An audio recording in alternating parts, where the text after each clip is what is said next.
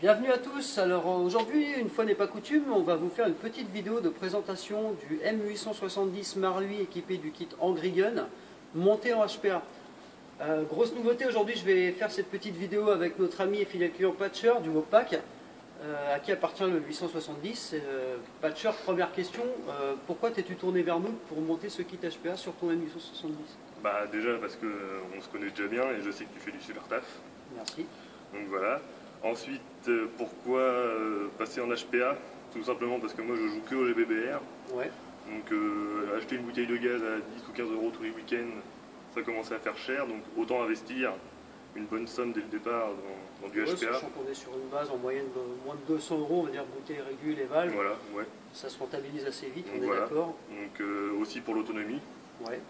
Ça évite de recharger Ça évite de régulièrement, recharger. surtout sur ce kit Angry Gun qui a tendance à avoir moins de contenance que le Moins de gas tank contenance d'origine. que le gas tank d'origine. Petit kit d'ailleurs, petite parenthèse, qu'on vend également, enfin qu'on a sur commande, pour ceux qui sont intéressés par ce kit Angry Gun, donc qui comprend pour info la partie arrière du pompe justement avec le tube de crosse entre guillemets qui fait le réservoir de gaz, je précise. Et aussi et surtout, le passage au HPA, c'est le gros avantage, c'est qu'on peut jouer l'hiver, par toute température.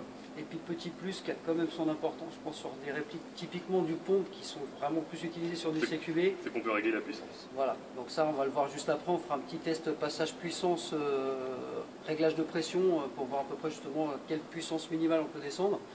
On va faire également derrière un petit test de tir tout simplement, et puis on va vous montrer un peu ce que vaut le bébé entre guillemets sous perfusion d'air. On va voir. Alors on va passer maintenant sur les tests de plage de réglage pression-puissance, pour voir ce que ça donne un petit peu. Pour le raccorder tout simplement, on a la valve ici, on a le régulier, enfin le quick disconnect du régule pardon ici.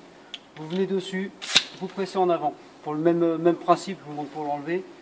Vous tirez vers le bas, ça s'enlève tout seul. Donc hop, on est branché.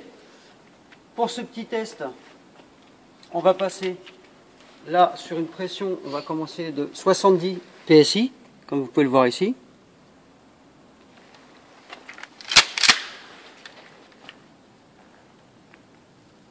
On va faire une petite 266. 266. Alors le plus dur avec ce type de réplique, vu qu'il tire 3 billes par 3 billes au minimum, c'est de réussir à bien se caler dans le chrony pour pouvoir avoir la bonne valeur, on va dire. Le problème c'est qu'il touche Les billes, alors ça fausse un peu les... Voilà, on est 260. 260, c'est ce qu'on avait sur les premiers tests. On va remonter sur une pression à 80 PSI. Hop, on enchaîne une cartouche.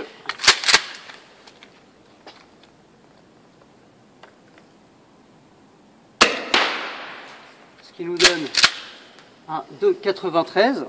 On va remonter sur une pression derrière à 100 PSI, ça vous fera une petite base. Donc comme vous pouvez le constater, hop. Le réglage n'est pas trop compliqué avec le robinet du balistique, c'est assez simple même. Et là on obtient une puissance de 323 FPS. On va en refaire un. Donc en toute logique, puissance de base 350, en remontant à 115, hop.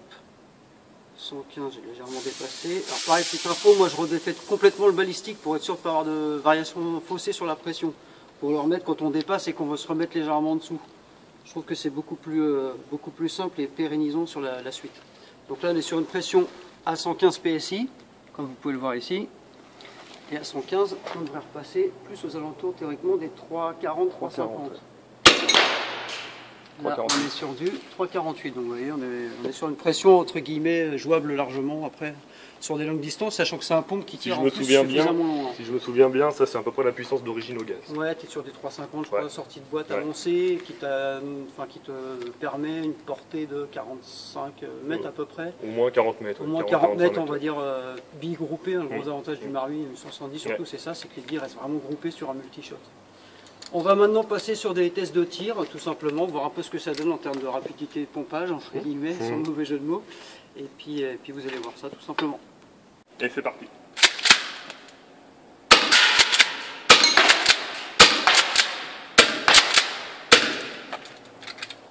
Rechargement.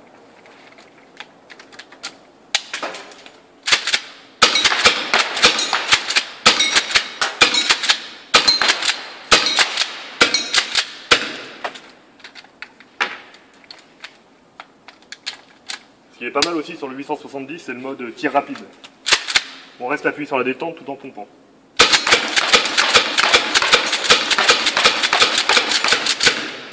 Et là, on voit clairement que c'est beaucoup plus radical Et en voilà. HPA qu'avec Ouais, le gaz. Exactement. Alors, content ou pas? Satisfait. Il n'y a plus qu'à faire une petite vidéo maintenant en partie, En partie. qui arrivera prochainement, théoriquement, d'ici 2 à 3 semaines. D'ici 2 semaines, ouais. Et puis on vous la publiera également, histoire que vous voyez ce que ça fait, tout simplement.